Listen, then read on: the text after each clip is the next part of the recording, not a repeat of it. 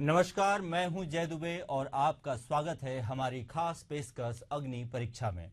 महाराष्ट्र और झारखंड के विधानसभा चुनाव के लिए मतदान 5 बजे खत्म हो चुका है। महाराष्ट्र में 5 बजे तक 58.22% वोट पड़े हैं। इसमें से गढ़चिरौली में सबसे ज्यादा लगभग 70% और मुंबई सिटी में सबसे कम लगभग 49% वोट डाले गए हैं।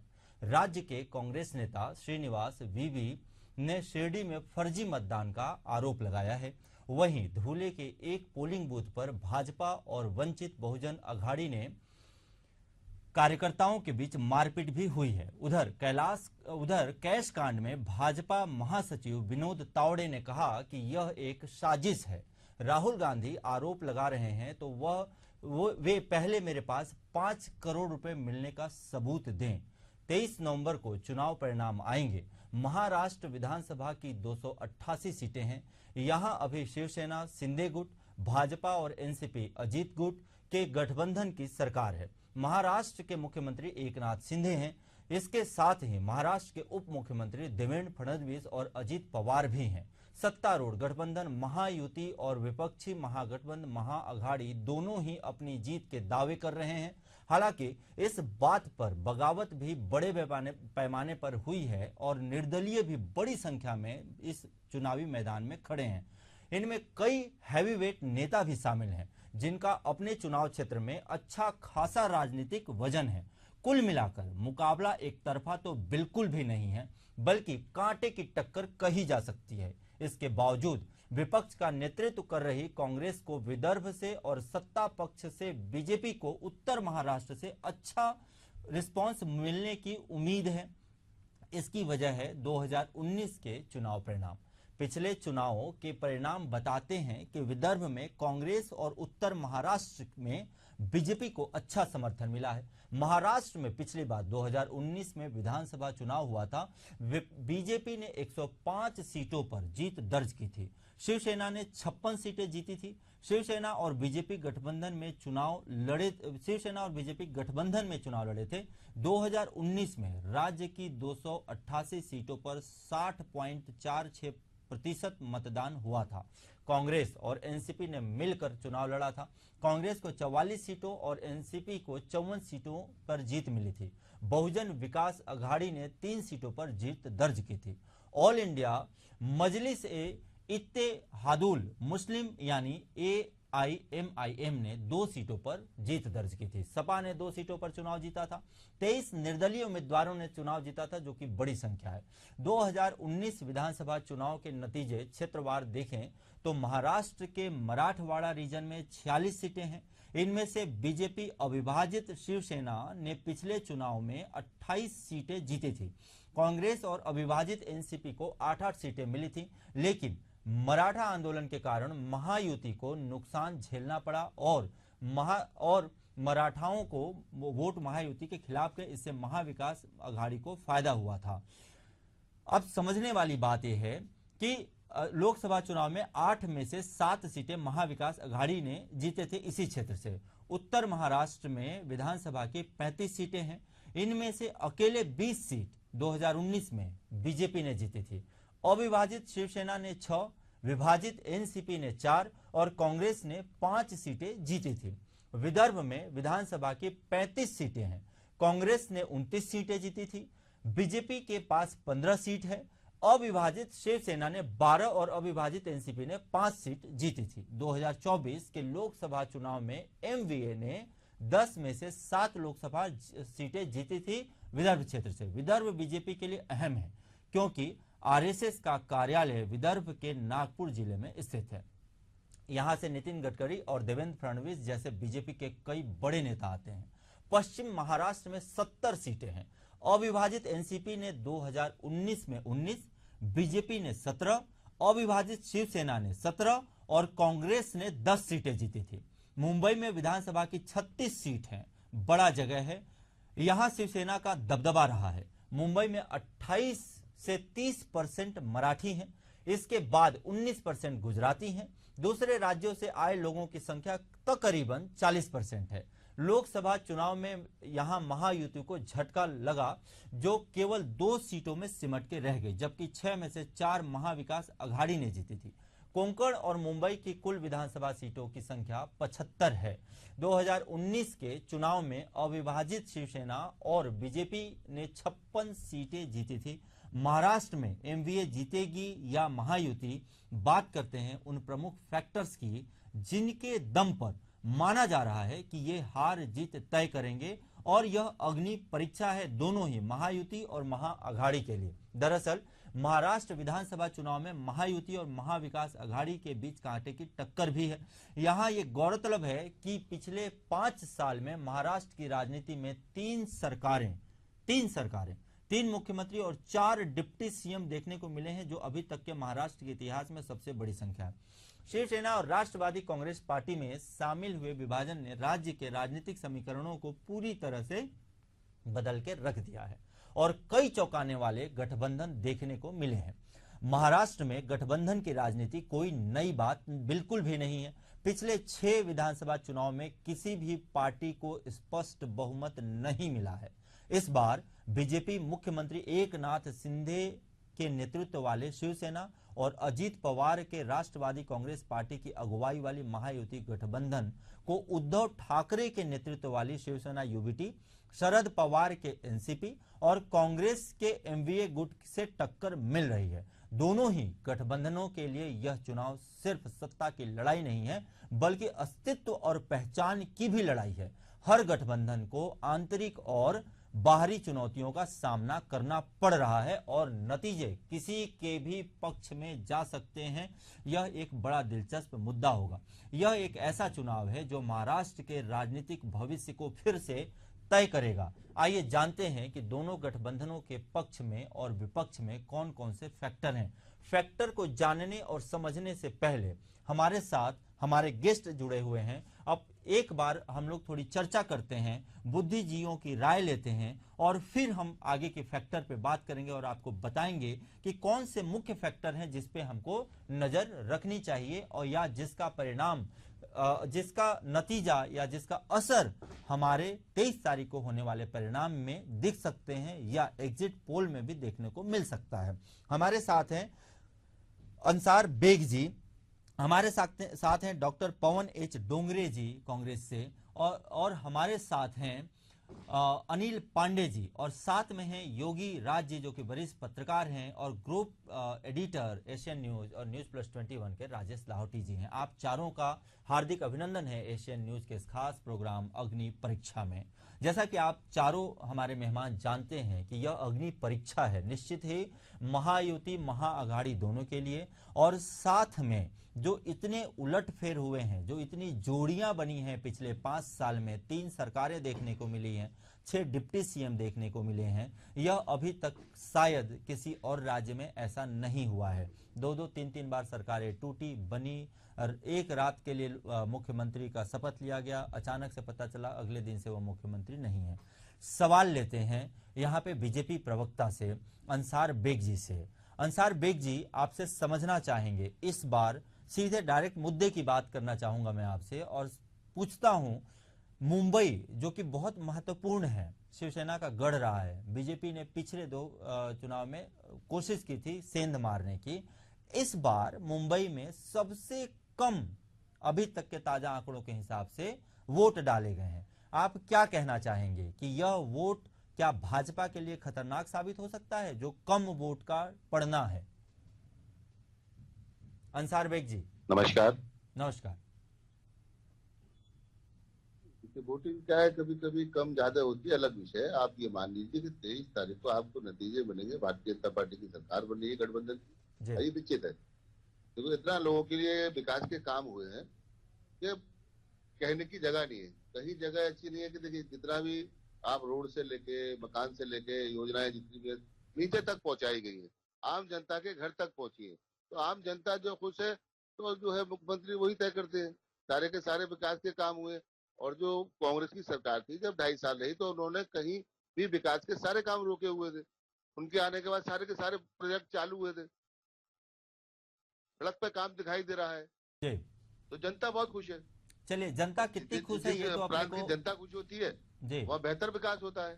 जी, जनता कितनी खुश है ये तो अपने को अभी एग्जिट पोल में भी कुछ हद तक पता चलेगा। वास्तव में एग्जिट पोल को अपन कुछ कोट नहीं कर सकते, 23 तारीख को पता चलेगा। वरिष्ठ पत्रकार हमारे साथ जुड़े हुए हैं अनिल पांडे जी। अनिल पांडे जी से सवाल अपन अगला लेते हैं। अनिल पांडे जी, बड़ा दिलचस्प सवाल है। एक हैं तो सेफ हैं, बटेंगे तो कटेंगे, ये बहुत चर्चित नारा रहा। योगी जी उत्तर प्रदेश से लैंड करते हैं और महाराष्ट्र की राजनीति में एक नई नैरेटिव और एक नया स्लोगन छोड़ के चले जाते हैं, और कहीं ना कहीं जहां पे भाजपा घिरती हुई दिखाई दे रही थी उसको वापस से सेट करने की कोशिश करने लगते हैं और कहीं ना कहीं मूड टर्न हो जाता है। क्या कहना चाहेंगे आप ओवरऑल एग्जिट पोल पर भी और चुनावी नतीजों पर भी, क्योंकि लगभग वोटिंग का समय भी खत्म हो गया है और मतदान के रुझान भी हमारे पास आ चुके हैं। अनिल पांडे जी,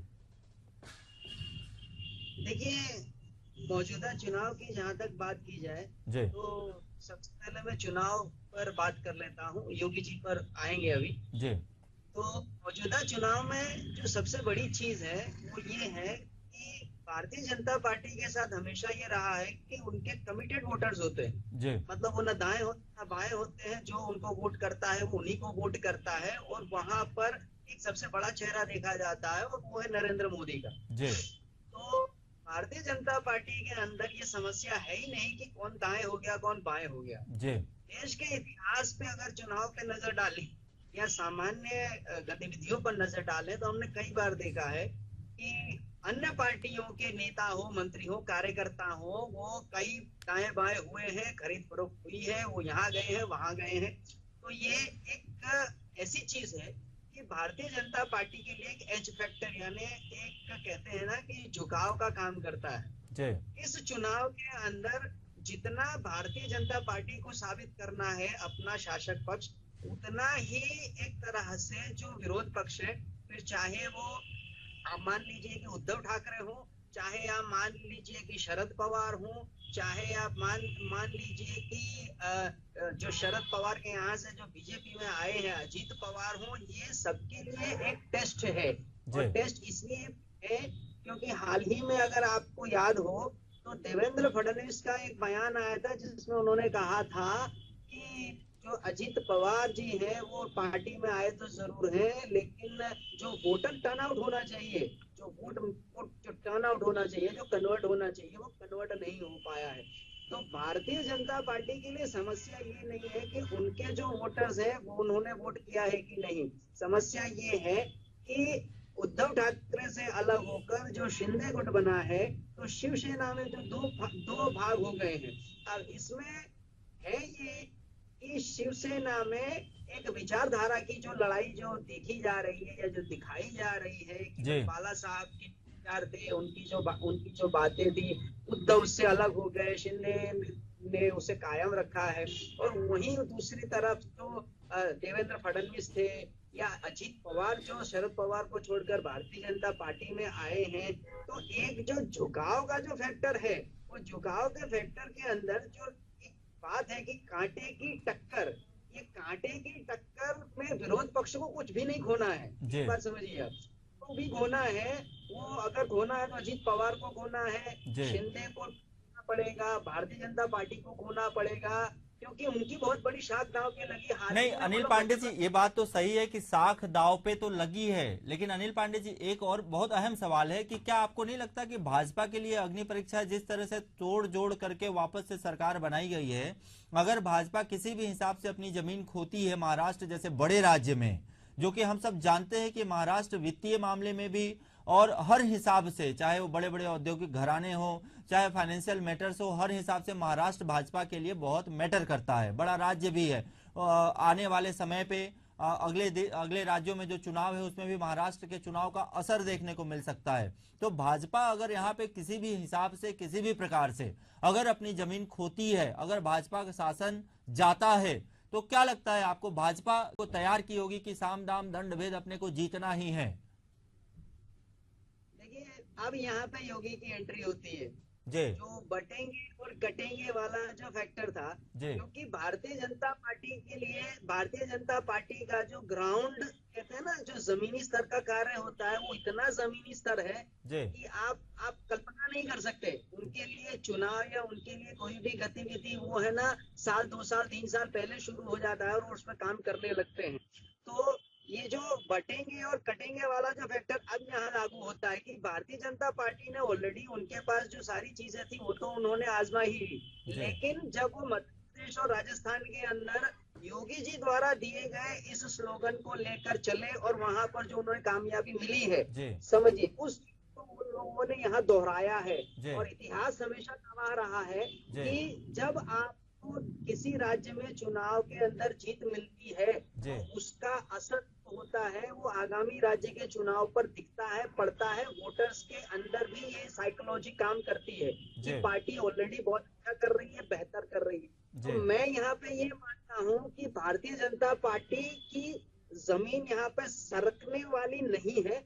जीत कहीं ना कहीं मुझे जो दिख रहा है, जी जो मैं देख रहा हूँ बुनियादी तौर पे या जमीनी स्तर पे, मुझे ये लग रहा है कि भारतीय जनता पार्टी एक बार फिर सरकार बनाने में कामयाब होगी। जी हालांकि मेरा कहना शायद जल्द होगा, अभी रिजल्ट आने बाकी हैं, जी कई फैक्टर्स। लेकिन जिस तरह से इतिहास चलता है, जिस तरह से समीकरण चले हैं, जिस तरह से कार्यों को देखा गया है और जिस तरह से सारी चीजें बैठ रही हैं, उसे देखते हुए मेरा ये स्पष्ट मानना है कि बीजेपी कहीं अपना जमीनी स्तर खो रही हो, ऐसा मुझे नहीं लगता। जी जी बहुत बहुत धन्यवाद अनिल पांडे जी हमारे साथ जुड़ने के लिए। अगला सवाल लेते हैं ग्रुप एडिटर राजेश लाहौटी जी से। राजेश लाहौटी जी, मैं आपसे समझना चाहूंगा कि महाविकास अघाड़ी क्यों नहीं जीत सकती? जैसा कि अभी अनिल पांडे जी ने कहा, आप उस पर क्या कहना चाहेंगे कि क्या ऐसे फैक्टर हो सकते हैं कि महाविकास अघाड़ी नहीं जीत सकती या कुछ तकलीफ में आ सकती है? दरअसल अभी ये कहना तो बहुत जल्दी हो जाएगा होगा जी कि महाविकास अघाड़ी क्यों नहीं जीत सकती। अभी जो हम एक लेटेस्ट फिगर पे अगर नज़र अपन रखें या ये देखते हैं तो हम पाएंगे कि 58% कुछ वोटिंग हुई है और पिछली बार जो हुई थी 61% थी। ये दो फिगर हमें ध्यान में रखने योग्य हैं। अब हम एक फिगर पे और जाते हैं कि पिछली बार जो एग्जिट पोल आया था उसने महायुति खासकर बीजेपी गठबंधन को जो सीट दी थी वो करीब करीब 207 सीटें दी थी 288 में से, लेकिन बीजेपी के पास जो सीट आई थी वो काफ़ी कम आई थी। और वहीं पर हम अगर बात करते हैं इसकी महाविकास अघाड़ी की, तो इनको जो है एग्जिट पोल में बहुत कम सीटें दी गई थी, 65 सीटें करीब करीब, और ये करीब लेके आई थी 98 सीटें करीब, और उसके बाद इन्होंने गठबंधन के द्वारा फिर सरकार भी बनाई थी। तो हम देखते हैं कि उस समय 61% वोटिंग के बाद ये स्थिति बनी थी, तो इस बार जो है 58% वोटिंग है। हालांकि आंदोलनों का प्रभाव अभी भी है थोड़ा बहुत मराठवाड़ा, विदर्भ और दूसरे क्षेत्रों में। और दूसरी जो एक और हम बात जिसे काफ़ी महत्वपूर्ण मान सकते हैं वो ये है कि जातिगत समीकरण भी इसमें काफ़ी हद तक प्रभावित करेंगे ही चुनाव को। और योगी की जो एक बात थी, खासकर बटेंगे तो कटेंगे, और जो एक नारा और आया था कि साथ रहेंगे वाला, जो एक था है तो सेफ है, एक है तो सेफ है, वो एक नारा और आया था दूसरी पार्टी जो भी है उनके द्वारा। तो इन नारों का भी कहीं ना कहीं प्रभाव तो है, और कितना और किस हद तक प्रभाव है, हालांकि वो वोटिंग परसेंटेज में देखने को तो अभी अपन कह नहीं सकते कि इसका कुछ प्रभाव पड़ा होगा या कुछ ज्यादा होगा, क्योंकि अगर इन नारों का प्रभाव होता तो मेरे ख्याल से ये 61% जो पिछली बार की वोटिंग थी वो शायद अभी 65 या 70% तक तो जानी ही चाहिए थी। वो भी महाराष्ट्र जैसी स्टेट में, जिसे काफी जागरूक स्टेट माना जाता है, वहाँ वोटिंग परसेंटेज इतना कम आना इस बात का संकेत देता है कि इस बार जो रिजल्ट आएंगे काफी आश्चर्यजनक आएंगे या चौंकाने वाले। बहुत सही पॉइंट आपने कहा कि वोटिंग परसेंटेज, सवाल मेरा भी यही है और अभी इर्द गिर्द इसी के आसपास घूम रहा है। इसी पे अगला सवाल लेते हैं योगी राज जी से। योगी राज जी, आप चुनावी विश्लेषक भी हैं, वरिष्ठ पत्रकार भी हैं, आपका पुराना अनुभव भी रहा है। समझना चाहूंगा कि 68% से 58% अभी तक के जो आंकड़े हैं, ताजा आंकड़े, अगर बढ़ता भी है 2-3%, अगर मान लेता हूं कि क्लोजिंग होते होते बढ़ता भी है, तो 60 से 61% के आसपास कहीं ना कहीं यह आंकड़ा फिट बैठेगा। तो भी लगभग 7 से 8% का वोटिंग परसेंटेज में कम होना यह बहुत बड़ा आंकड़ा हो सकता है। मैं आपसे सवाल ये करना चाहूंगा कि दोनों ही पार्टियों ने, चाहे वो महाविकास अघाड़ी हो, चाहे वो महायुति हो, चाहे भाजपा कांग्रेस, दोनों ने, गठबंधन ने लुटाए हैं, जिसको आप कह सकते हैं अपने अपने घोषणा पत्र में लुटाना, जिसको कह सकते हैं लुटाया है खजाने को। उसके बाद भी वोटिंग परसेंटेज में इस तरह की गिरावट को आप कैसे देखते हैं? आपने देखा कि कैसे महिलाओं के लिए, बेरोजगारों के लिए, वृद्धों के लिए कैसे खजाने को फ्री में बांटा गया, 3000, 5000, कुछ भी कहा गया है। घोषणा पत्र आपने बहुत अच्छे से एनालिसिस किया है। क्या कहना चाहेंगे कि इतने सारे लोक लुभावन के बाद भी वोटिंग परसेंटेज क्यों इतना गिरा है? नहीं, मुझे अभी जो आंकड़े आप बता रहे हैं जी, पिछली बार शायद 61 पॉइंट कुछ था परसेंटेज, 68 नहीं था 2019 में जी, और अभी शाम 5 बजे तक जो वोटिंग हुई है जी, वो 58% क्रॉस कर गई है। जी, इसका मतलब जब फाइनल आंकड़े आएंगे वोटर परसेंटेज के जी, तो वो 61 से ऊपर ही जाएगा। जी। मतलब आपके तो मुझे हिसाब से लगता है पिछले बार से वोटिंग इस बार ज्यादा होगा? बिल्कुल होगा। अभी 5 बजे तक के जो आंकड़े आए वो 58 के आसपास हो चुका है। मतलब महिलाओं को रिझाने में दोनों ही घोषणा पत्र कामयाब रहे हैं।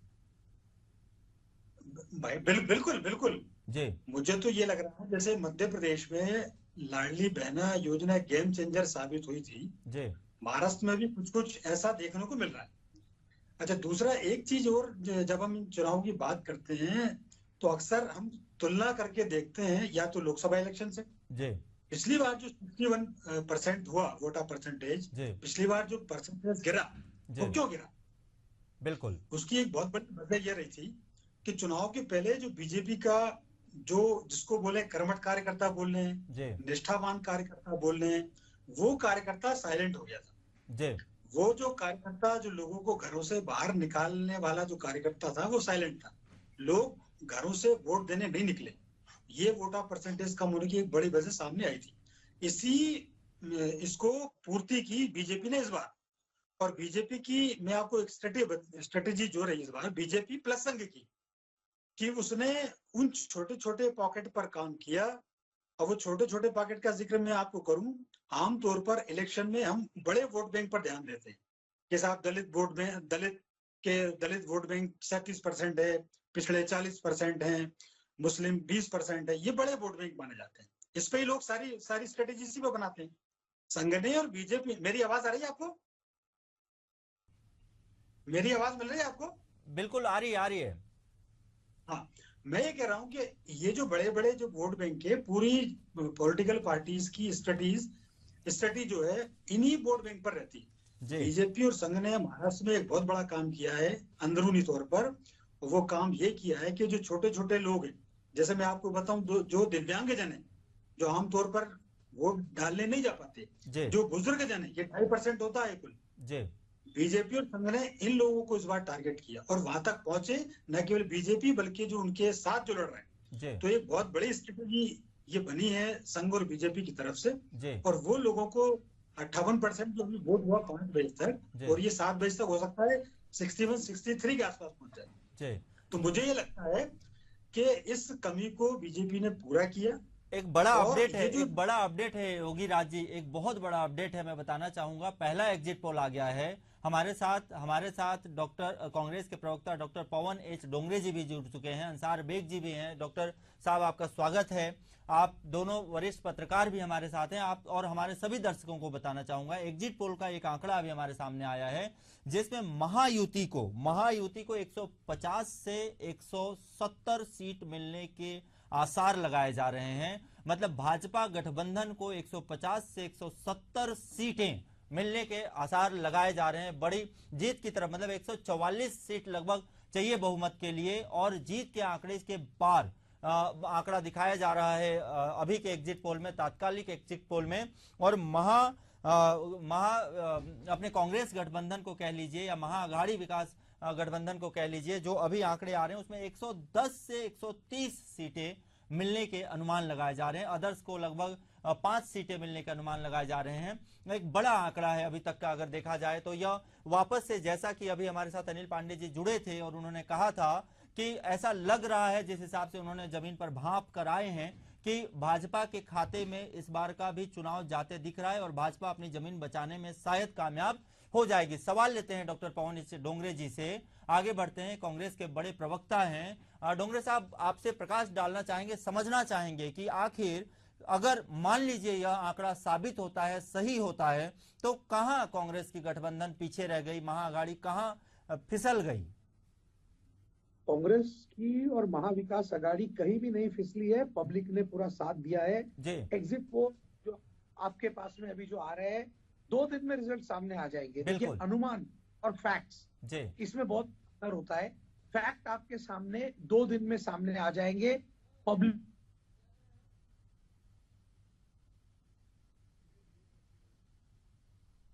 हमारे साथ डोंगरे साहब जुड़े हुए थे, शायद टेक्निकल एरर की वजह से हमारे साथ नहीं कनेक्ट कर पा रहे हैं। सवाल लेते हैं योगीराज जी से। योगीराज जी, आप कंटिन्यू कर रहे थे, आपसे समझना चाहेंगे कि क्या लगता है आपको, अगर मान लीजिए चुनावी आंकड़े बढ़ भी जाते हैं और अभी के जो हमारे सामने एग्जिट पोल आया है वहां पे क्या समझना चाह रहे हैं आप, या कैसे समझाना चाहेंगे हमारी जनता को और सबको कि क्या सही में भाजपा इस बार जीत पा रही है, वापस से सरकार बनाने की स्थिति में आ पा रही है?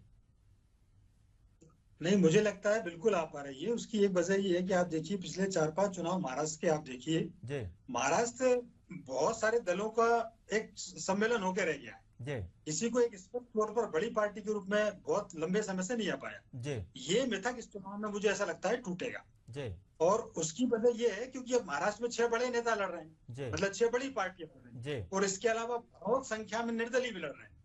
तो जनता भी इस बात से तंग आ गई है कि ये छोटे छोटे पॉकेट के लोगों को जिताकर और फिर चुनाव के सरकार बनाने की जो बार्गेनिंग वाली जो स्ट्रेटेजी रहती है, उससे जनता भी निजात होना चाहती है। और इसलिए आप ये देखिए, बीजेपी की एकमात्र 5-6 दलों में बीजेपी एक ऐसी पार्टी है जो अभी तक अपनी स्ट्रेटेजी में सफल रही। जो पिछले लोकसभा चुनाव में जो उसने गंवाई थी, जो उस पर उन्होंने ध्यान दिया और वोटरों को बाहर निकालने में वो सक्सेस रहे। तो मुझे ऐसा लगता है कि एक ये बड़ा कारण रहेगा बीजेपी के पक्ष में जाने का। दूसरा एक बड़ा चेंज मुझे दिखेगा। बेग साहब कुछ कहना चाहते हैं योगीराज जी, आप ही के पॉइंट पर? मैं ये कहूंगा सर, जो कह रहे हैं कि लोकसभा में और विधानसभा में जमीन और आसमान का फर्क होता है, ऐसी कारपोरेटर में तो वो एक सिस्टम अलग था और ये जो राज्य का चुनाव ये अलग है। तो बहुत सारी चीजें आप ये तय मान लीजिए, मैं दावा से ही कहता हूँ हमेशा कि आप सरकार बन रही है। और देखिए, जो मुख्यमंत्री जी ने काम किए हैं ना, आप यकीन करिए, जनता में लोग जाते हैं, हम जनता के बीच में रहते हैं, हमको मालूम है जो योजनाएं हैं घर घर तक पहुंचाई है। जितनी मुख्यमंत्री की तारीफ की जाए उतनी कम है। सरकार ने बहुत अच्छे काम किए जनता के लिए। नहीं, आप ये कहना चाह रहे हैं कि सरकार ने बहुत अच्छा काम किया है बेग साहब, इसमें कहीं कोई दो राय नहीं है।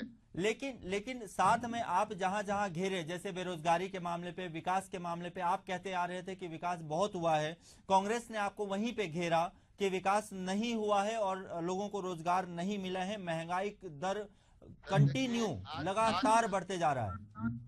सर आज तक देख लिए 2024 से और आज तक 24 मतलब 2014 से और 24 तक का इनका कोई भी ऐसा कोई भी योजना हो जिसका इन्होंने विरोध न किया हो, कोई भी ऐसा काम हो जिसका इन्होंने विरोध न किया हो। जितना ये विरोध करते हैं उतना भारतीय जनता पार्टी को फायदा मिलता है। जनता के बीच में काम करके दे रहे हैं, ये मानते नहीं है इस बात को। जिस दिन ये जनता के बीच में, देखिए इनके जितने भी नेता है सब फाइली नेता है, ऑफिस वाले नेता है, जनता के बीच में जाने वाले नहीं है। आप कहीं पर भी कैमरा ले किसी को भी भेज दीजिए, हर जगह आपको 10 लोग मिलेंगे, 10 के 10 मोदी मोदी चिल्लाएंगे। क्या वजह है? काम है ना। नहीं, ऐसा भी तो हो सकता है। एक मोदी जी, मेरे को एक बात बताइए बेग साहब, क्या मोदी जी के नाम पर कब तक आप खिचड़ी पकाते रहेंगे? बात मोदी जी के नाम पर नहीं है, बात मोदी जो काम कर रहे हैं उनके नाम पर है। काम करके दिखा रहे हैं, वो फाइलों में नहीं कर रहे हैं, जनता के बीच पहुंचा रहे हैं। बैंक अकाउंट खोले,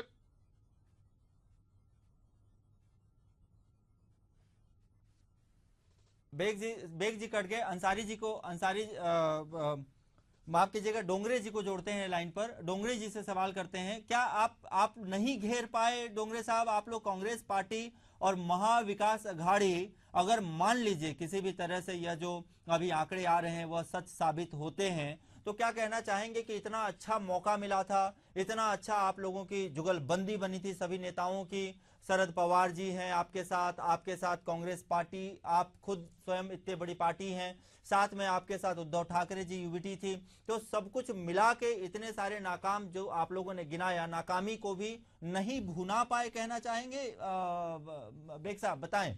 सॉरी, माफ कीजिएगा डोंगरे साहब, समझना चाहूंगा आपसे। मैं बिल्कुल भी ये नहीं समझता हूँ। महाविकास आघाड़ी आपको बोलता हूँ बहुत अच्छा परफॉर्मेंस करेगी, मतलब सरकार बना रही है, जनता महाविकास आघाड़ी के साथ में है जी।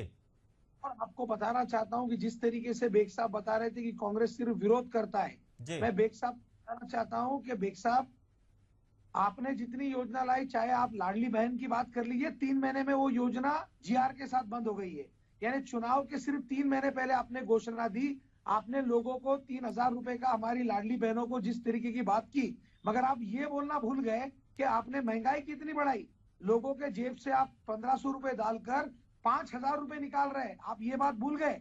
आपने दाल के रेट बढ़ाए, आटे के रेट बढ़ाए, गेहूं के रेट बढ़ाए, चावल के रेट बढ़ाए, यानी सब्जियों के दाम बढ़ा दिए। और भारत में जो महंगाई है वो गगन चूम रही है। और आप जिस विकास की बात कर रहे हो, हमारे घर के बाजू में एक विकास बच्चा रहता है जो बेरोजगार फिर रहा है रोड पर, आप उसके बारे में क्या डोंगरे साहब? मैं आपसे, डोंगरे साहब, मैं मान लिया कि इन्होंने कुछ नहीं किया है, अपन ऐसा समझ लेते हैं, हम लोग ऐसा मानते हैं, लेकिन सवाल यह है कि क्या कांग्रेस और महाविकास आघाड़ी इतनी बड़ी संगठन होकर, इतने बड़े बड़े नेताओं का बड़ा जुमला होकर, साथ होकर भी क्या घेर पाए? क्या रिजल्ट में ये देखने को मिलेगा? क्या आप लोग जनता को साबित कर पाए कि हाँ, महायुति की सरकार विफल रही? बिल्कुल महायुति की सफल विफल रही। इसका सबसे बड़ा उदाहरण उनके जेब से कटने वाला पैसा है, महंगाई है, लोगों को होने तकलीफें है। मैं जिस क्षेत्र से आता हूं वहां पर आज भी 10 दिन में एक बार पानी आ रहा है। सेमी मेट्रो है, मेट्रोपॉलिटन सिटी हमारी छत्रपति संभाजी, जिसको औरंगाबाद पुराने शहर के नाम से जाना जाता था, बिल्कुल वहां पर दिन में एक बार पानी आता है। ये इनके काम है और ये बोल रहे हैं यहाँ पर कि हमने बहुत विकास किया है। इन्होंने जो हाईवेज बनाए, जिस तरीके का, जैसा अपन बोलते हैं कि नितिन गडकरी साहब ने कहा था कि हमने समृद्धि महामार्ग बनाया, समृद्धि महामार्ग के ऊपर भी गड्ढे हुए, समृद्धि महामार्ग के ऊपर भी डेथ रेशो सबसे ज्यादा है। तो क्या ये इनका विकास है? फार्मर आत्महत्या कर रहे हैं, आज भी मराठवाड़ा और महाराष्ट्र के अंदर किसानों की आत्महत्या बहुत ज्यादा हो रही है। फिर अगर इन्हें सफल होते थे तो किसानों की आत्महत्या पूरी तरीके से रुक जाती थी। ये जो योजना बात कर रहे हैं, इन्होंने लाया बेशक योजना है, लेकिन ये इनके सिर्फ जुमले होते हैं। इनको पूछो 15 लाख रुपए आज भी खाते में आए क्या? इनको पूछो गैस का सिलेंडर 400 रुपए था, आज 1100 रुपए कर दिया। पेट्रोल डीजल के दाम आसमान चूम रहे हैं। फिर मुझे बताइए, जेब की जनता से इतना पैसा लूटने के बाद में ये किस तरीके की राजनीति बोलते हैं कि सफल राजनीति है? ये तो पूरी तरीके से फेल है। डोंगरे साहब, एक चीज यहाँ पे रोकना चाहूंगा मैं आपको कि गैस का सिलेंडर का दाम 2013 में 850 रुपए के आसपास कुछ था, जो आज भी लगभग 900 रुपए है, जो मेरा डेटा कहता है, और जहां तक मैं जानता हूं, तो करेक्ट करना चाहूंगा आपको।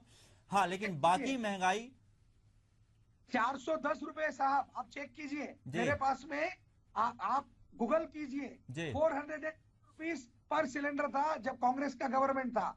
उसके पश्चात उस गैस के रेट को हमने सिर्फ कुछ 30-35 रुपए बढ़ाए थे।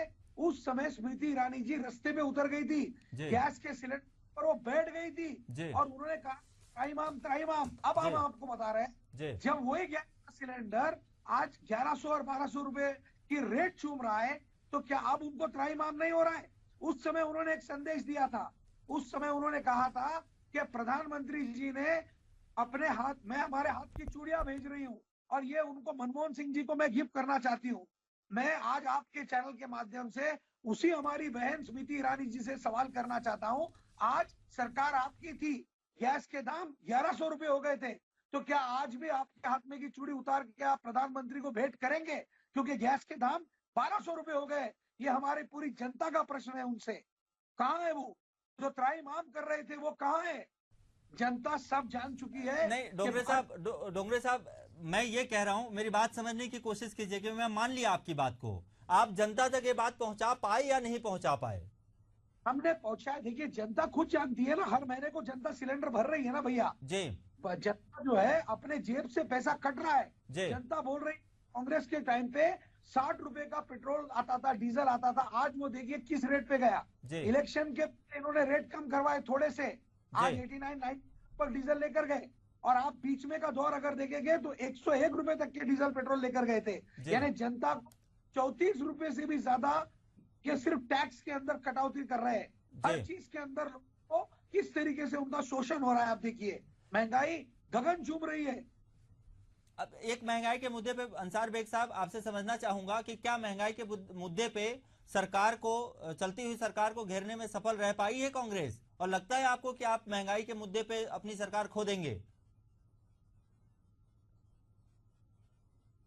जब बिल्कुल महंगाई नहीं थी, हर चीज जो है ना के बराबर पैसे में बिक रही थी, ना इनके टाइम में बेरोजगारी थी, हर आदमी कलेक्टर था, हर आदमी जो है हवलदार था, इनके पास सारी नौकरियां थी। इनके टाइम में कोई था ही नहीं, सारे कलेक्टर, डीएम, लेखपाल यही थे। क्या आप ऐसी बातें लाते हैं? इसके बाद भी आपकी जनता बात नहीं सुन रही, बड़े ताज्जुब की बात है। चलिए आपने माना महंगाई है, हम मानते हैं इस बात को महंगाई है, लेकिन फिर भी आपकी बात जनता नहीं सुन रही है। क्या वजह है? क्योंकि आपने जो लूट का माल खाया है ना, उसका जनता आज भी हिसाब मांग रही है। आपके जितने भी नेता हैं उनके पास ईडी पहुंच जाती है तो आप कहते हो बदले के भावना से कार्रवाई हो रही है। आपने माल चुराया है, जनता का पैसा चुराओगे तो कहीं न कहीं कार्रवाई होगी। बता दीजिए, लगातार तीसरी बार सरकार है, बता दीजिए कौन सा घोटाला कराया किसी नेता ने, कोई पकड़े गए कोई हो, तो बहुत सारी चीजें हैं। मैं ये नहीं कह रहा हूँ महंगाई, तो महंगाई सबके लिए हो, ऐसा नहीं है कि मेरे पास महंगाई नहीं है आपके पास ये है। बेग साहब अपन अगला सवाल के बाद में क्या हुआ? बेग साहब अभी तो इतनी बातें तो बेग साहब एक मिनट समझने की कोशिश कीजिए। अपन इतनी बातें तो 23 तारीख को करेंगे, आप दोनों का स्वागत रहेगा हमारे चैनल पर। 23 तारीख को और इसमें अपन एक्सटेंड करेंगे। अभी आगे अपन चलते हैं, सवाल लेते हैं, एनालिटिकल सवाल लेते हैं और समझने की कोशिश करते हैं ग्रुप एडिटर साहब से, राजेश लाहौटी जी से, कि बहुत बड़ा एक एरिया मध्य प्रदेश का महाराष्ट्र से लगता है, बॉर्डर टच होता है, और महाराष्ट्र का इन्फ्लुएंस कहीं ना कहीं और अपने मध्य प्रदेश का इन्फ्लुएंस कहीं ना कहीं महाराष्ट्र की राजनीति में भी लगे हुए सीमावर्ती क्षेत्रों में देखा जाता है। जितनी भी लोक लुभावन चीजें हुई हैं और इस बार के चुनाव में जिस तरीके से मध्य प्रदेश में पूर्णतः पिछले साल 16 दिसंबर को 1 साल पूर्ण हो जाएगा मोहन यादव जी की सरकार को, भाजपा की सरकार को, जिस तरह से सफाया कर दिया था पूर्णतः, क्या लगता है आपको कि इसका असर महाराष्ट्र तक जाएगा? देखिए बॉर्डर इलाके की जहाँ तक अपन बात कर रहे हैं तो सेगांव और ये इस तरह के जो इलाके हैं वो थोड़ा लगे हुए हैं हालांकि, लेकिन उसका अपन इतना ज़्यादा इम्पैक्ट नहीं कह सकते हैं कि मध्य प्रदेश और महाराष्ट्र को लेके कि मध्य प्रदेश की चीज़ों का उतना फ़र्क पड़ेगा वहाँ पे।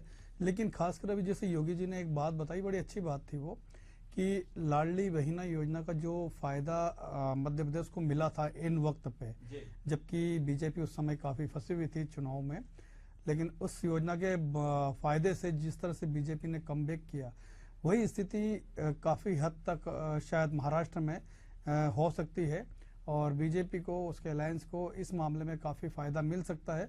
जो लाड़की बहन योजना वहाँ पे लॉन्च की गई है तो ये हो सकता है। लेकिन अभी हमें एक समझने की जो सबसे बड़ी बात है वो ये है, इसे समझना जरूरी कि अभी जो एग्जिट पोल आ रहे हैं, एग्जिट पोल जो कम परसेंटेज वोटिंग को देखते हुए, ध्यान में रखते हुए भी जो जारी किए गए हैं, उसके मुताबिक अभी महायुति और महाविकास अघाड़ी में सिर्फ 10 सीटों का अंतर बता रहे हैं वो सारे जितने भी एग्जिट पोल देने वाले जितने भी चैनल्स या एजेंसियां हैं, वो बिल्कुल 10 सीटों का अंतर बता रहे हैं। ये 10 सीटों का अंतर बताने से ये चीजें तो साफ है कि जो रिजल्ट आएंगे वो चौंकाने वाले ही होंगे और हम अभी किसी को भी लेके प्रेडिक्ट करने की स्थिति में तो कम से कम नहीं है।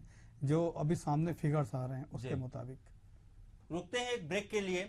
हमारे सभी दर्शकों से निवेदन है कि बने रहें एशियन न्यूज के साथ में, और ब्रेक के बाद मैं आपको बताऊंगा ऐसे फैक्टर्स जिस पे एमवीए या महाविकास युति कैसे जीत सकती है, महाविकास अघाड़ी कैसे जीत सकती है या कैसे हार सकती है। ये फैक्टर हमारी टीम ने बहुत ही एनालिसिस करके बनाया है, तैयार किया है। झारखंड की, महाराष्ट्र के बारे में ब्रेक के पहले हम लोगों ने बहुत अच्छे से समझा और अब समझने की कोशिश करते हैं कि झारखंड का विधानसभा चुनाव कितना महत्वपूर्ण है और क्या कुछ आंकड़े से समझ में आता है।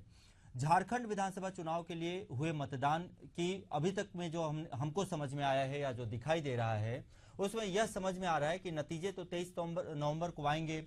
अगली सरकार के जो भी रिजल्ट होंगे वो बंद हो चुका है ईवीएम में। झारखंड चुनाव के दूसरे और अंतिम चरण का चुनाव आज कड़ी सुरक्षा के बीच में मतदान सफल हुआ और 38 सीट के लिए हुए इस चरण में शाम को जो ताजा आंकड़े आए 5 बजे तक, उसमें 67.59% मतलब और 67.59% मतदान हुआ, जो कि बहुत अच्छा मतदान प्रतिशत है।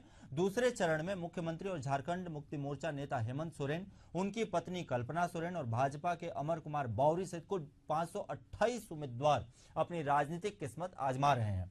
दूसरे चरण के लिए हुए इस मतदान में 38 विधानसभा सीटों में से 18 निर्वाचन क्षेत्र संथाल परगना क्षेत्र में हैं, जिसमें 6 जिले गोड्डा, देवघर, दुमका, जामताड़ा, साहिबगंज और पाकुड़ आते हैं। राज्य में सत्तारूढ़ झारखंड मुक्ति मोर्चा नित विपक्षी गठबंधन इंडिया अपनी कल्याणकारी योजनाओं के बल पर सत्ता बरकरार रखने की पुरजोर कोशिश कर रही है, जबकि भाजपा नित राष्ट्रीय जनतांत्रिक गठबंधन राजग सत्ता में आने की जोड़ तोड़ की पूरी कोशिश में लगी हुई है।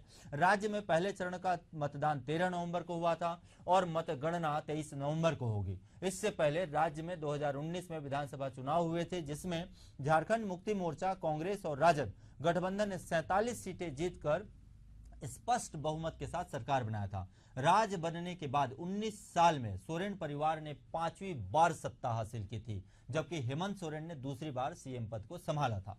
इससे पहले शिबू सोरेन 3 बार राज्य के सीएम रह चुके हैं। 2019 में किस राजनीतिक दल को कितनी सीटें मिली थी, उस पर भी एक बार नजर डाल लेते हैं। भाजपा को 25 सीटें मिली थी, जबकि झारखंड मुक्ति मोर्चा को 30, कांग्रेस को 16 सीटें हासिल हुई थी। इसी तरह झाविमो को 3 सीट मिली थी, जबकि अन्य के खाते में 7 सीटें गई थी। आपको बता दें 2019 के चुनाव में खास बात यह रही थी कि मुख्यमंत्री रघुवर दास समेत उनकी कैबिनेट के 4 मंत्री चुनाव हार गए थे। साथ ही तत्कालीन प्रदेश भाजपा अध्यक्ष लक्ष्मण गिलुआ और विधानसभा अध्यक्ष दिनेश उरांव को भी करारी शिकस्त का सामना करना पड़ा था। 24 साल पुराने राज्य झारखंड ने 13 मुख्यमंत्री अभी तक देख चुके हैं, 3 बार राष्ट्रपति शासन भी देखा और निर्दलीय विधायक को मुख्यमंत्री की कुर्सी पर काबिज होते भी देखा। राज्य का नाम आते ही जहन में तस्वीर उभरती है सियासी लिहाज से अस्थिरता की। लेकिन इस अस्थिरता के पीछे क्या है? इस अस्थिरता के पीछे है सूबे की सत्ता की का वह अंक गिणित जिसे साथ कोई भी सियासी दल बहुमत के लिए जरूरी 41 के जादुई आंकड़े तक नहीं पहुंच पाता है। 4 चुनाव बीत चुके हैं और प्रदेश 5वीं बार अपना भाग्य विधाता चुनने जा रहा है। ऐसे में बात चुनावी अतीत की भी हो रही है। झारखंड का चुनावी अतीत क्या कहता है, आइए समझते हैं। झारखंड विधानसभा चुनाव में यह इतिहास यहां रहा है कि कभी किसी दल को बहुमत मिला ही नहीं है। झारखंड विधानसभा के कुल सदस्य संख्या 81 है। 81 सदस्यों वाले सदन में बहुमत के लिए जरूरी जादुई आंकड़ा 41 है। देखने में यह संख्या भले ही बहुत कम लग रही हो, लेकिन झारखंड के चुनावी समर में उतरने वाले हर दल के लिए यही संख्या किसी बहुत ऊंची पर्वत चोटी से कम बिल्कुल भी नहीं है। कम से कम अभी तक हुए 4 विधानसभा चुनावों में तो कोई भी दल इस आंकड़े तक नहीं पहुंच सका है। झारखंड चुनाव 2014 में बीजेपी को 37 विधानसभा सीटों पर जीत मिली थी और यही सूबे के चुनावी इतिहास में किसी दल को मिले हुए सर्वश्रेष्ठ प्रदर्शन का एक उदाहरण है। झारखंड चुनावों के अतीत पर नजर डालें तो सूबे में अब तक केवल एक चुनाव में ऐसा हो सका है जब 4 पार्टियों को 10 या उससे ज्यादा सीटों पर जीत मिली थी। ऐसा 2009 के विधानसभा चुनाव में हुआ था, जब बीजेपी और झारखंड मुक्ति मोर्चा दोनों ही पार्टियों को 18-18 सीटों पर जीत मिली थी। तब कांग्रेस ने भी 14 और झारखंड विकास मोर्चा ने 11 सीटें जीती थी। हमारे साथ इस पर चर्चा करने के लिए हमारे खास अतिथि भी जुड़ चुके हैं। हमारे साथ तौकीर रजा जी हैं जो बीजेपी के प्रवक्ता हैं और साथ में लखन चौधरी जी हैं जो राजनीतिक विशेषज्ञ हैं और राजेश लाहौटी जी हैं जो एशियन न्यूज और न्यूज प्लस 21 के ग्रुप एडिटर हैं। आप तीनों मेहमानों का हमारे प्रोग्राम अग्नि परीक्षा में बहुत अभिनंदन है, हार्दिक स्वागत है। समझने की बात है। महाराष्ट्र पे हमने अभी कुछ देर पहले बहुत बृहद चर्चा की हमारे अतिथियों के साथ में, एक बृहद एनालिसिस प्रस्तुत किया। आपसे समझना चाहेंगे झारखंड के बारे में। दोनों ही राज्यों में भाजपा और कांग्रेस दोनों के लिए ही अग्नि परीक्षा है। अग्नि परीक्षा क्यों है यह आप बेहतर तरीके से जानते हैं और समझते भी हैं। जहां महाराष्ट्र में 5 साल में 3 बार सरकारें बनी, वहीं हमने यह देखा झारखंड में कि कैसे रातों रात सरकार गिरा दी जाती है सोरेन साहब की, और उन्हें कैद कर लिया जाता है, गिरफ्तार कर लिया जाता है। वह सलाखों एक मुख्यमंत्री सलाखों के पीछे पहुंच जाते हैं। कई उठापटक हुए, बहुत बड़ी बड़ी घटनाएं हुई, कारनामे हुए, इसमें कहीं कोई दो राय नहीं है। झारखंड हमारे देश में हर हिसाब से बहुत महत्वपूर्ण राज्य है और उसकी पार्टी और राजनीति में भी बहुत ज्यादा दखल है। समझना चाहेंगे, पहला सवाल लेते हैं तौकीर रजा जी से।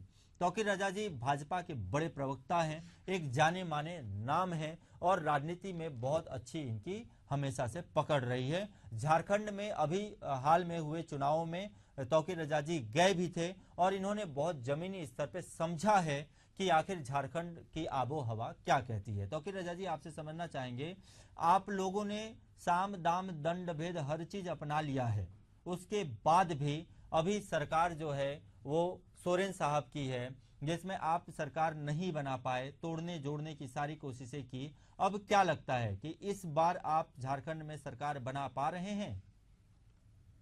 जी, सभी को मेरा नमस्कार। जी बिल्कुल, झारखंड में इस बार भारतीय जनता पार्टी का परचम लहराने जा रहा है। जो हमने वादे किए हैं, माननीय मोदी जी की गारंटी के रूप में जो वादे हैं, वो बहुत बड़ी बात है, क्योंकि जनता जानती है कि जो भी वादा हमने किया आज तक जिस राज्य में लगभग उसे पूरा किया है जी। और 5 वर्ष के अंतर को तो लगभग पूरे ही वादे किए हैं। अभी जैसे हमारी छत्तीसगढ़ में भी यही हाल है कि हमने लगभग 80% वादे पूरे कर दिए। झारखंड में भी यही हाल है।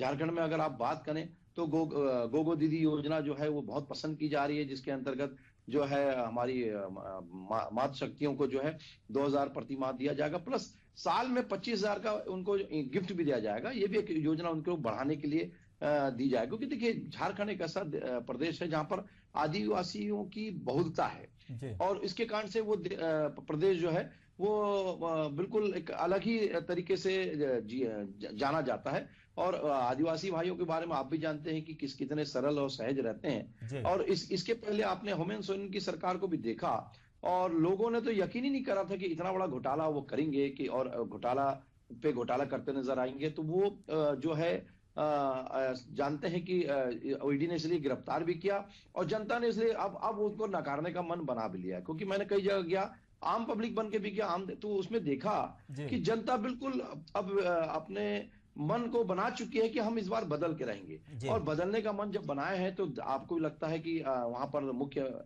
दल किस प्रकार से कार्य करते हैं और जनता किस प्रकार से अपने सराखों में बैठालती है। तो इस बार हमने जो योजना हमने चलाई है तो वो हम बिल्कुल देने को तैयार हैं और इसी कारण से जनता जो है भारतीय जनता पार्टी का परचम वहां पर लहराने के लिए तैयार बैठी हुई है। जी, अगला सवाल करते हैं। हमारे राजनीतिक विशेषज्ञ हैं, हमारे साथ में जुड़े हुए हैं लखन चौधरी जी।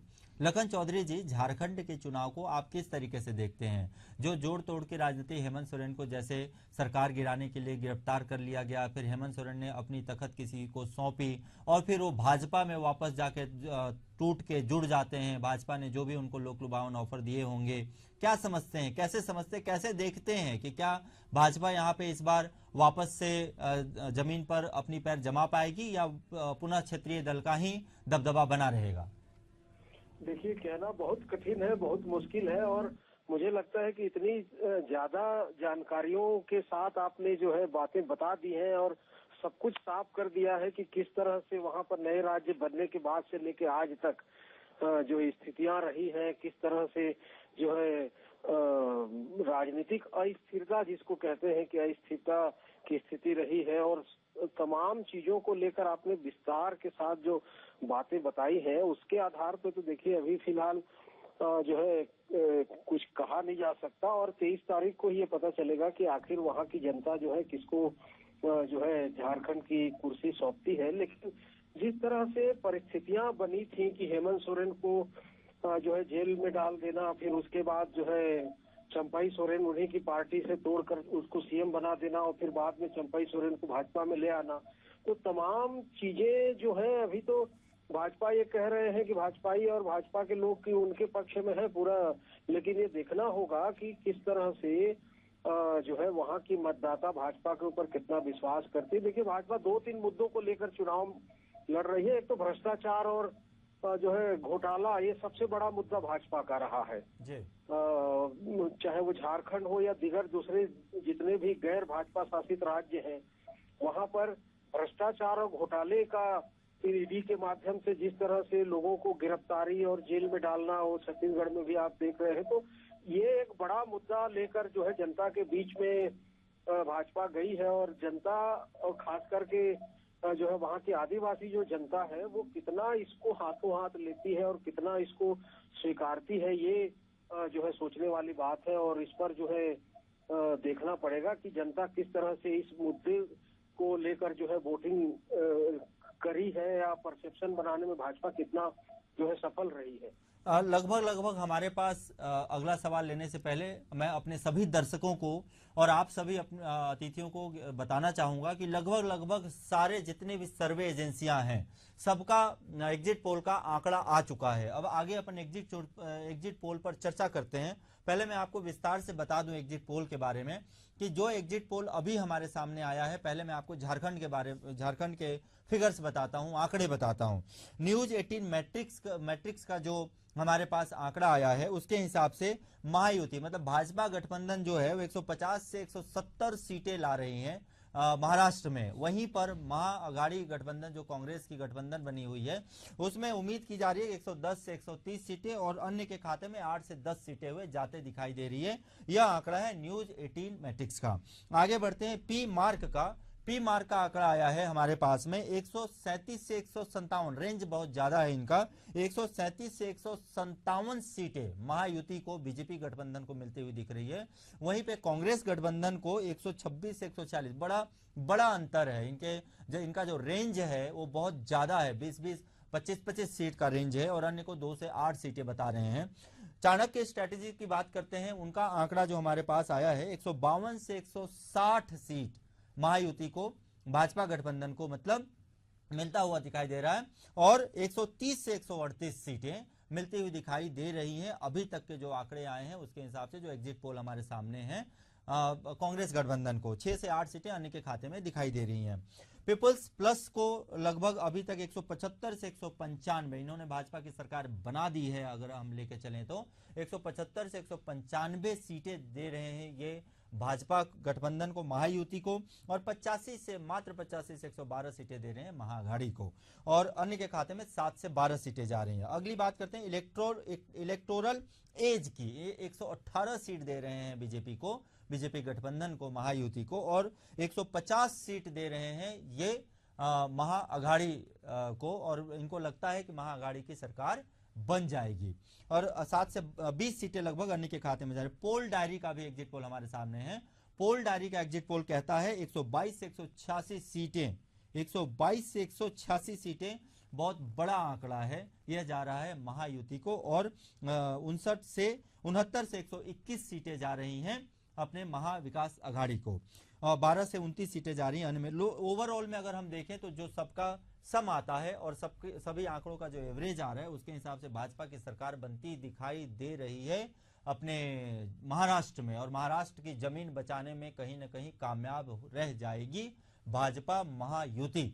और 153 सीटें, 122 सीटें महाविकास अघाड़ी को और लगभग 12 सीटें अन्य को। बात करते हैं झारखंड की। झारखंड का एग्जिट पोल क्या कहता है आपको बताना चाहूंगा, समझाना चाहूंगा। न्यूज 18 मैट्रिक्स कहता है 42 से 47 सीटें इस बार एनडीए को मिल रही है, मतलब भाजपा को।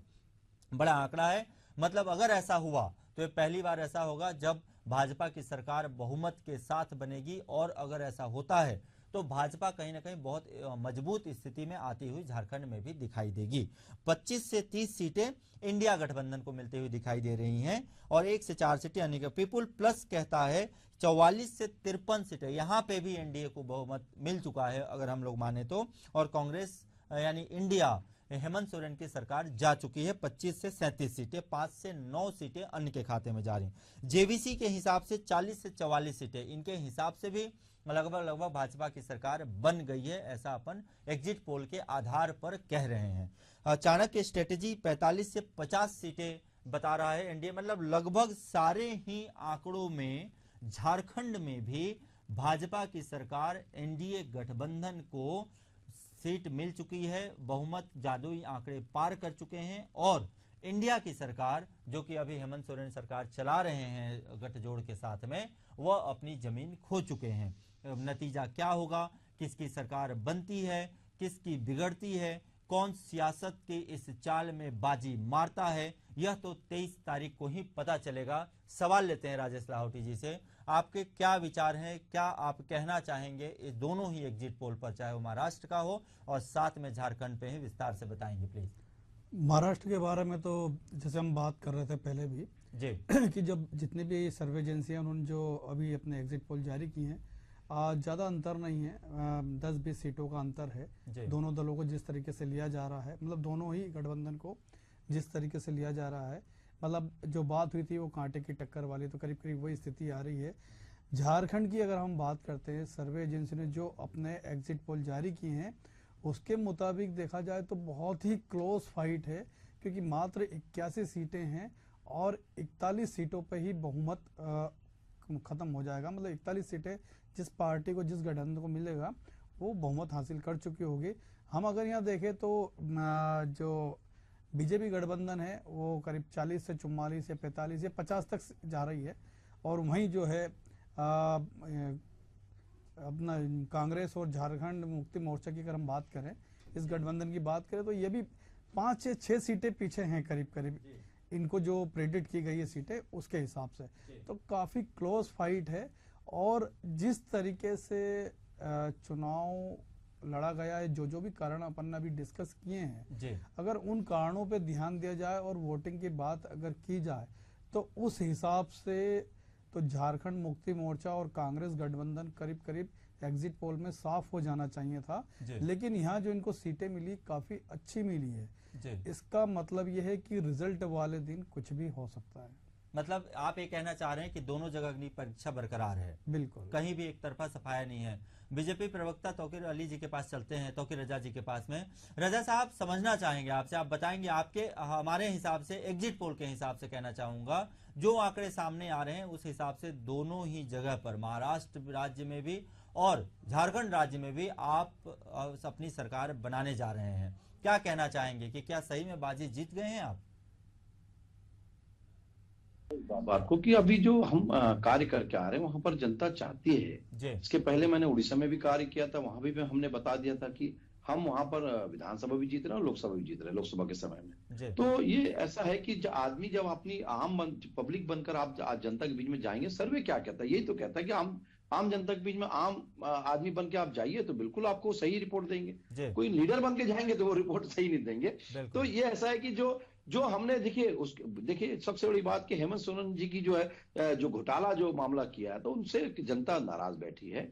और साथ साथ अब तो एक नई चीज और आ गई कि अभी जो 7 वर्ष पहले उन्होंने जो एज बताई थी और अभी बिल्कुल एज में बिल्कुल फर्क नजर आ रहा है, तो एक एज का भी मामला भी आ गया है। और उसके साथ साथ इनके जो पूजा सिंघल जो थी IAS, उनके घर से भी 17 करोड़ के, उनके सीए के घर से 17 करोड़ पर कैश बरामद हुए थे और 8.5 करोड़ से ऊपर की संपत्ति की जो कागजात बरामद हुए थे। तो ये सब घोटाले पे घोटाले, और साथ ही साथ आलमगीर आलम जो उनके मंत्री थे वो भी घोटाले में फंसे हैं। तो ऐसे कई इनके नेता फंसे हुए हैं, और जनता इस बात को देख रही कि हमारे मेहनत की कमाई का पैसा, हमारी मेहनत के पैसा जो है इन्होंने किस प्रकार से अपने जेब में भर रहे हैं। अब ये नहीं चलेगा, और हमने यही वादा किया, घोटालेबाजों की सरकार आप हटाइए और वादे की सरकार लाइए जो विजन लेके चलती है, जो सिर्फ प्रदेश ही नहीं देश का भी विजन लेके चलती है। 2047 माननीय मोदी जी का जो एक स्वप्न है वो लेके जा रहे हैं। चाहे हमने अभी देखिए, आप यकीन नहीं करेंगे, 2,47,000 नौकरियां जो है वो अभी तक भी रिक्त पड़ी हुई हैं। कि इतनी सरकार आई लेकिन उसको भर्ती करने की कोशिश नहीं करी। हमने वादा किया है कि हम उसको भरेंगे, ये हमारा सबसे वादा है। साथ ही साथ हम 25 लगभग 25 जो वादा किया 5 लाख लोगों से ज्यादा को रोजगार देंगे, स्वरोजगार देंगे। तो ये भी एक हम उपलब्धि देने जा रहे हैं। और उसके अलावा जो हमने वादे किए हैं वो एक एक वादा ठोस है, चाहे वो 21 लाख आवास देना हो, प्रधानमंत्री आवास योजना के तहत हमने पक्के मकान देने की बात हो, चाहे बालू फ्री हो देने की बात हो, ये सब जनता को लोकप्रिय बना रहा है, जनता के बीच में जा रहा है। और हमने, क्योंकि सरकार हमारी जहां जहां रही है और जहां जहां है, हमने जो कहा वो करके दिखाया, इसके कारण से जनता हमको सराह के बढ़ाने की बैठी हुई है। और मोदी की गारंटी तो ऐसा है कि सब जानते हैं किस प्रकार से रहती है, इसी कारण से हम जो है वहां पर सरकार बनाने जा रहे हैं। झारखंड से हमारे संवाददाता मुइजम अली जी हमारे साथ फोन पर जुड़ चुके हैं। ग्राउंड रिपोर्ट लेते हैं। आज मतदान खत्म हो चुका है, ग्राउंड रिपोर्ट लेते हैं और हम आप लोगों को भी और हमारे सभी दर्शकों को, पूरे भारत के दर्शकों को यह बताना चाहेंगे कि क्या वास्तव में ग्राउंड रिपोर्ट है। अली साहब, आप हमारी आवाज आपको सुनाई दे रही है? सुनाई दे रही है। अली साहब, आपको आवाज, मेरी आवाज आ रही है आप तक? जी हाँ, सुनाई दे रही है। जी, आपसे समझना चाहेंगे अली साहब कि आज जो मतदान खत्म हुआ, भ्रष्टाचार की जो राजनीति रही है या जो भ्रष्टाचार घोटाला जिसको बहुत ही जोर शोर से भाजपा ने वहां पे उछाला और लोगों को बताया कि यह जो सरकार है हेमंत सोरेन की, यह भ्रष्ट सरकार है, भ्रष्टाचार वाली सरकार है, तो क्या इस मैसेज को, इस संदेश को बहुत हद तक, बहुत अच्छे से, जो एग्जिट पोल के नतीजे हैं, जो एग्जिट पोल कह रहा है, ऐसा लगता है कि इस मैसेज को बहुत अच्छे तक आम जनता तक उतार पाई भाजपा और उतारने में शायद कामयाब रह पाई है, जो एग्जिट पोल के हिसाब से? क्या कहना चाहेंगे आप? देखिए, यहाँ पे जो झारखंड के कई मुद्दे हैं, जो अलग अलग क्षेत्रों में अलग मुद्दे हैं। ग्रामीण क्षेत्रों में जो है अलग मुद्दा है और शहरी क्षेत्रों में अलग मुद्दा है। पलायन की समस्या सबसे बड़ी समस्या यहाँ पे माना जाता है। उसके साथ साथ में जो भ्रष्टाचार की बातें किया जा रहा है, तो इसको जेएमएम ने जो है के लोगों के ऊपर जो आरोप लगा, या जो भी हेमंत सोरेन के ऊपर आरोप लगा, उसके बाद कई मंत्रियों के ऊपर इस तरह का आरोप लगा है, तो जेएमएम इस मामले को लेकर के जेएमएम के मुख्यमंत्री हेमंत सोरेन जेल भी गए। उसके बाद उनका बाहर आने, समय से पहले बाहर आ गए। जो उनका आना आदिवासियों को एक नई संजीवनी की तरह जो है उनको वो मिला। और ये मुद्दा कोई बहुत बड़ा मुद्दा नहीं माना जा रहा है झारखंड में। झारखंड में मुद्दा जो है वो है बेरोजगारी, पलायन, जड़ जमीन जंगल की जो मुद्दा है, ये मेन मुद्दा यहाँ माना जाता है यहाँ पे। और यही कारण है कि लोग जो है इस बार रूरल एरिया में या संथाल परगना में खास कर करके लोग जो है जबरदस्त वोटिंग किए। वोटिंग परसेंटेज 2019 से बढ़कर करके इस बार जो है 2024 में रहा। पूर्व में जो है 2019 में 65.38 था और अभी जो है 67.59% रहा। वही संथाल में जहाँ का माना जा रहा था कि संथाल परगना जो है वो 18 सीट जो है जो जेएमएम का गढ़ माना जाता है, जिसमें चंपई सोरेन को बीजेपी में शामिल किया गया, ये सोच करके कि संथाल परगना में इसका जोड़ा जाए और इसको बढ़त मिल सके। लेकिन बहुत ज्यादा उसका फायदा दिखता हुआ नजर नहीं आ रहा अभी तक। अब ये आंकड़ा जो है दिखेगा आने वाले समय में 23 तारीख को। लेकिन क्योंकि झारखंड की स्थापना जो है 15 नवंबर 2000 हुआ, तब से लेके अभी तक जो भी सरकार बनी है वो पूर्ण बहुमत में सरकार नहीं रही है। ये इसका इम्पैक्ट जो है झारखंड वासियों को काफी दिक्कतों का सामना करना पड़ा। तो क्या लगता है इस बार, मतलब एनडीए, आप ये कहना चाह रहे हैं कि जो भाजपा है, भाजपा ने इन सारे मुद्दों को बहुत अच्छे से उछाला और जगह बना पा रही है, सरकार बन जाएगी? देखिए, ये जल्दबाजी होगा कहना कि सरकार बन जाएगी, क्योंकि जो भी जो टक्कर जो दिखने को मिल रहा है, क्योंकि ये जो एनडीए की जो सरकार है जिसमें आजसू, जेडीयू और बीजेपी इन कंबाइंड होकर करके ये लोग जो चुनाव लड़ रहे हैं, वहीं जो है जेएमएम, कांग्रेस, सीपीआई और आरजेडी जो है ये कंबाइंड होकर के चुनाव लड़ रहे हैं, सारी पार्टियां जो अलग अलग ये है। तो ये कहना बड़ा मुश्किल होगा कि जो है वो बीजेपी आ रही है, क्योंकि समय से पहले ये जो देखने को मिल रहा है कि सरकार जो है, जेएमएम की सरकार जो है वो रूरल एरिया में तो बढ़त तो बना ही रही है, इसमें कहीं कोई दो मत नहीं है। और जनता के पास जो हेमंत सोरेन मैया योजना लेकर के आई, उसका इम्पैक्ट भी देखने को मिल रहा है, क्योंकि वो 1000 रुपया मैया योजना के तहत दिया जा रहा है। वहीं पे बीजेपी जो है गोगो योजना लेके आई है, और ये मैया योजना जो है दिसंबर में 2500 रुपया कर दिया जाएगा। ये जो है ये बहुत ही ज्यादा इम्पैक्ट पड़ रहा है इस चीज को लेकर के। जी, लखन चौधरी जी से चुनावी विशेषज्ञ हैं, विश्लेषण करते हैं, समझने की कोशिश करते हैं। अगला बड़ा सवाल लेता हूं मैं आपसे। चंपई सोरेन को हेमंत सोरेन जी ने मुख्यमंत्री बनाया। जब वो गिरफ्तार हो गए तो रातों रात उनको मुख्यमंत्री बनाया, शपथ दिलाया गया। जैसे ही वो वापस आते हैं, चंपई सोरेन जी को मुख्यमंत्री पद छोड़ना पड़ता है और वह समझौता करते हुए जिन्होंने उन्हें मुख्यमंत्री बनाया उन्हीं से दगा कर देते हैं। कैसा समझते हैं, क्या खास फायदा उठा पाएगी भाजपा इसका?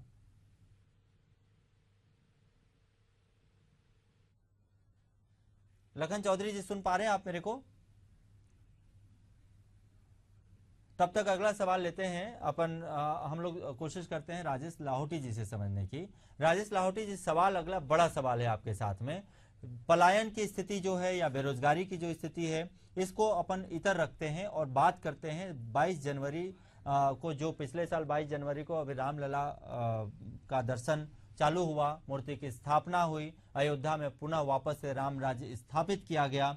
बड़ा सवाल है, झारखंड आदिवासी और हिंदू बाहुल्य राज्य है, इसमें कहीं कोई दो राय नहीं है। यह कहा जाने लगा बीच में जिस तरह से भाजपा ने यह हवा फैलाई, या सत्य भी होगा कि बाहर से अन्य समुदाय के लोगों को, अन्य धर्म के लोगों को लाकर बसाया जा रहा है। इसको बहुत हवा दी गई, बहुत आग लगाया गया इस मुद्दे पर। और क्या कहना चाहेंगे कि वहां के जो स्थानीय लोग हैं वो इस हवा से क्या कहीं ना कहीं उसके साथ, भाजपा के साथ में आ पाए, और भाजपा को क्या इसका फायदा मिल पा रहा है?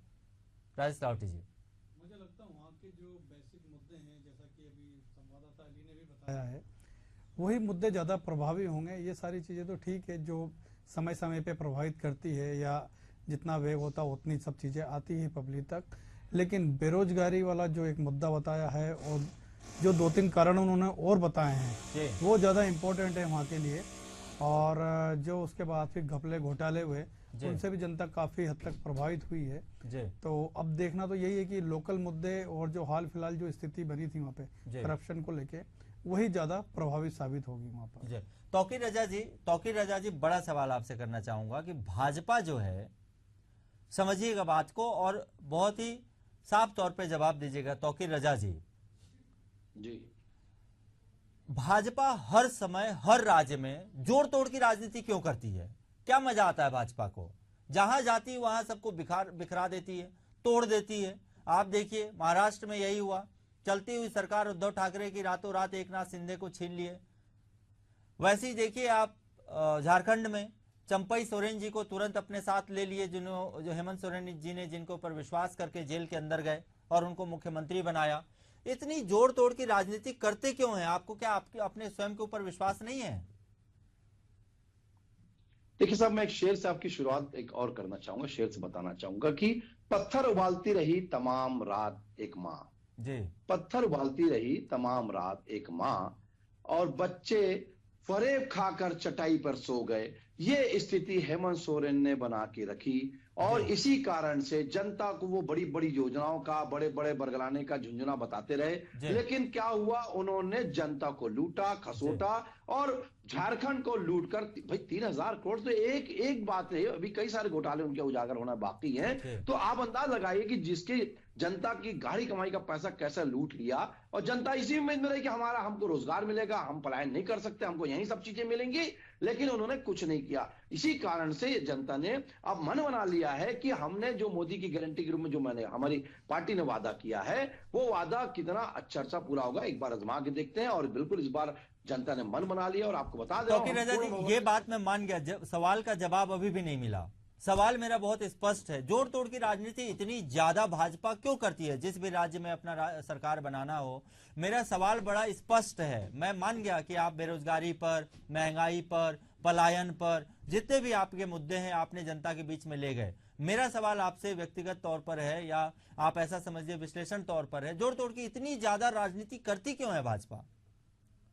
देखिए, आप सिर्फ भाजपा को इल्जाम नहीं लगा सकते, सियासतदान जो होते हैं, कोई पार्टी हो, आपने अभी इन पिछले कई वर्षों में, चाहे 70-75 वर्षों में भी आपने देखा कि राजनीतिक पार्टियां क्या करते रही। सियासत यही बोलती रही कि सियासत और जंग में सब जायज है। तो उन्होंने भी जोड़ा, तोड़ा, मरोड़ा, तो ये ऐसा कुछ नहीं कि भारतीय जनता पार्टी से करते, अगर मौका सबको चाहिए, अगर मिलता है कोई हमसे जुड़ना चाहते हैं तो इसमें क्या बुराई है। अच्छा, हम उसको जोड़ते हैं। महाराष्ट्र में भी, आपको महाराष्ट्र में भी लेके चलता हूं। मेरे को एक बात बताइए, आपने एकनाथ शिंदे को मुख्यमंत्री बनाया, आपने जब एकनाथ शिंदे को मुख्यमंत्री बनाया, यही तो डिमांड थी उद्धव ठाकरे की कि मैं मुख्यमंत्री बनना चाहता हूं। आप उस समय भी देवेंद्र फडणवीस को उप मुख्यमंत्री बना सकते थे या किसी और को बना सकते थे, जिसको भी आप भाजपा से चाहते। तो आप उद्धव ठाकरे को मुख्यमंत्री क्यों नहीं बनने दिए? देखिए, उद्धव ठाकरे जी की मामले बहुत अलग है। उनकी बहुत सारी डिमांड्स थी, सिर्फ सीएम बनने की मामला नहीं था। अगर सीएम मामले तक मामला रहता तो वादा किया था हम निभाते, लेकिन उन्होंने अपने वादों को तोड़ा। जो उन्होंने वादे किए थे उसके साथ साथ कई सारी चीजों को लगाना शुरू किया। तो एक पार्टी को भी हो, उसकी रीति नीति अलग होती है, और उस रीति नीति के तहत जब दो पार्टियों के साथ जुड़ के कार्य करती तो वो आपस में एक मेल करके एक संधि बनाती है, उसमें एक शर्त, कुछ अपनी नियम कायदे रखती है, रूल रेगुलेशन रखती है। तो उसको अगर कोई फॉलो नहीं करेगा तो कोई भी जो है जो संगठन है या जो भी संस्था है, चाहे पार्टी हो, वो जुड़े नहीं रह पाएगी। वही उन्होंने किया। और इसके साथ साथ जब उन्होंने शिंदे जी को हमने नहीं तोड़ा। शिंदे जी अगर हमारे साथ अगर ऐसा करके गया तो हमको तो सरकार बनाना था, तो उसमें क्या बुराई थी? अगर वो हमारे साथ आज शिवसेना हमारे साथ रही हो, चाहे वो शिंदे की शिवसेना हो, चाहे उद्धव की शिवसेना हो, तो अगर हमारे साथ रही, हमने बनाया है, हमने काम करके दिखाया। और इसी कारण से जनता देख लीजिए, पुनः हम सरकार बनाने जा रहे, क्योंकि हमने काम करके दिखाया है। अजित पवार को भी नहीं छोड़ा आपने। जिन अजित पवार के ऊपर इतने बड़े बड़े आरोप आप लोगों ने लगाया था, 30,000 36,000 करोड़ का घोटाला और न जाने क्या क्या, और आप लोगों ने, भाजपा ने न जाने क्या क्या कहा अजित पवार को, आपने उनको भी तोड़ के अपने साथ मिला लिया। देखिए, तोड़ के मिलाने वाली बात नहीं, वो हमारे पास है, हमने स्वागत किया। उनके पास मामले तो क्या आपके पास कोई आएगा तो उसके सारे गुनाह माफ हो जाएंगे? कोर्ट से भरी हुई है, नहीं माफ वाली बात नहीं, कोर्ट से भरी हुई है ना मामला। कोई भी चीज हो, अगर इल्जाम लगाना अलग चीज होती है, कोर्ट में जाना मामला अलग चीज होती है। कोर्ट में जाने के बाद अगर बरी कोर्ट करती है तो वो साफ पाक होगा, तो वो साफ हो गया। अगर कोर्ट से बरी हो गए तो उसमें पाक साफ तो अपने आप होते हैं। अगर कोर्ट में मामला चल रहा है तो वो उसको तो आप संदिग्ध तो मानेंगे ना, अपराधी तो मानेंगे, जब तक वो क्लियर ना हो जाए। तो कोर्ट ने अगर उनको फारिग कर दिया है, बरी कर दिया है, तो अब वो उसे तो बरी होने के पहले ही आपने मिला लिया था अपनी पार्टी में, बरी होने के बाद मिला नहीं। बरी होने के पहले मिलाना और नहीं मिलाना वाला मैटर नहीं है। मैटर ये है कि उनके जो मामले जो चल रहे थे कोर्ट में, लगभग बरी होने के कगार पे, तो हमको लगा कि अब मामले इनके ठंडे हैं और ठंडे बस्ते में जा रहे हैं। आपको जज के डिसीजन तो मालूम नहीं थे? जज के डिसीजन की बात नहीं है। उनके जो प्रेजेंटेशन जो होता है, आदमी का समझ में आता है कि अगर मैं कोई अपराधी नहीं हूं तो मैं प्रेजेंट करूंगा, तो प्रेजेंटेशन सारी चीजें, रिपोर्ट्स आती है, पेपर में सब चीजें आ जाता है। जब आप कोई चीज का मेरा वकील प्रेजेंट करेगा, मैं अगर अपराधी हूं तो ऐसा कुछ नहीं है। मैं मामला जो है, अगर हमारे साथ मिल रहे थे तो हमको लगा कि हम उसको मिलेंगे तो बिल्कुल कोई दिक्कत नहीं है। लेकिन किसी के कहने पर अगर बोल दिया जाए कि अपराधियों को हम संरक्षण देते हैं या किसी को धो डालते हैं, तो ये सब चीजें नहीं है। हमारे यहाँ साफ सुथरी नीति चलती है, हमारे हिसाब से साफ सुथरा काम करना पड़ेगा। भ्रष्टाचार हमारे यहाँ जीरो टॉलरेंस की पॉलिसी के तहत का हर राज्य में काम होता है। कहीं भी अगर कोई गलत करता है हम उसे बख्शते नहीं है, हम उसे निकाल बाहर करते हैं, चाहे हमारी पार्टी का हो, चाहे हमारे साथ साथी दल का व्यक्ति क्यों ना हो, साथी दल का साथी क्यों ना हो। तो गलत कार्य नहीं होगा। हमारे साथ हमारी शर्तों पर अगर आते हैं, साफ सुथरे शर्तों पर आते हैं, तो बिल्कुल उस प्रकार से स्वागत है। तो उन्होंने किया तो स्वागत है, और उन्होंने कुछ ऐसा कर भी नहीं पाया ना, हमने कोई मौका दिया उसको कि कोई गलत कार्य कर सके। तो ऐसे भी हमारी पार्टी का जो रीति नीति यही है कि कहीं भी राज्य में सरकार हो, कोई भी व्यक्ति हमारे साथ जुड़ता है तो हमारी रीति नीति को समर्थन करते हुए अगर आगे आता है और गलत कार्य नहीं करता, गलत कार्य को समर्थन नहीं करता, तो बिल्कुल अच्छा है। और विजन तो मोदी जी का 2047 भारत जो है उसको समर्थन करते हुए अगर कोई आगे आता है तो स्वागत है, इसमें क्या बुराई है। बहुत मुबारक हो आपको तौकीर रजा जी, क्योंकि एग्जिट पोल के हिसाब से दोनों राज्यों में आपकी सरकार बन रही है और मोदी जी की रीति नीति के हिसाब से 2047 तक विकसित भारत एक उत्कृष्ट देश और श्रेष्ठ देश बनकर, एक भारत एक श्रेष्ठ भारत बन के उभरेगा, विकसित भारत बन के उभरेगा, ऐसा हम सब उम्मीद करते हैं। और आज के हमारे इस अंक में जिसमें हमने आपको दिखाया झारखंड और महाराष्ट्र के इस अग्नि परीक्षा में, क्यों यह अग्नि परीक्षा है कांग्रेस और भाजपा दोनों के लिए, क्यों यह दोनों राज्य बहुत महत्वपूर्ण हैं भाजपा और कांग्रेस दोनों के लिए, क्यों यहाँ पे सरकार बनाने की इतनी जिद्दोजहद की जा रही है, महाराष्ट्र इतनी बड़ी राज्य होने के बाद इतना महत्वपूर्ण और भी क्यों, किस हिसाब से रहता है।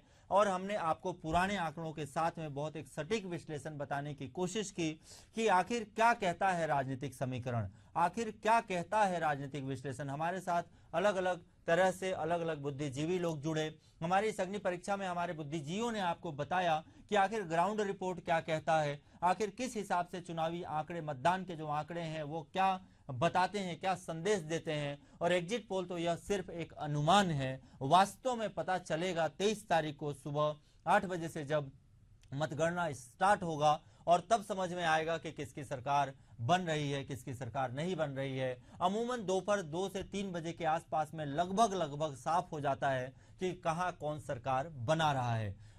और आपको एक और बहुत महत्वपूर्ण चीज बताना चाहूंगा, जोड़ तोड़ की राजनीति हो या बहुत अच्छा नैरेटिव सेट करना हो या बहुत अच्छे संगठित तरीके से काम करना हो, इसमें कहीं ना कहीं भाजपा माहिर है। कांग्रेस या कांग्रेस के जो भी दल हैं, सहयोगी दल, वो हमेशा से इस फ्रंट पे पिछड़ते चले जा रहे हैं, दिन प्रतिदिन वह पिछड़ते चले जा रहे हैं। ऐसी उम्मीद जताई जा रही है कि शायद इस बार महाराष्ट्र में एक कांटे की टक्कर देखने को मिल सकती है और कांग्रेस शायद वापस से अपनी जमीन जमा सकती है। बहरहाल जो भी होगा 23 तारीख को आपके सामने होगा। बहुत बहुत धन्यवाद हमारे इस खास प्रोग्राम अग्नि परीक्षा में बने रहने के लिए। नमस्कार।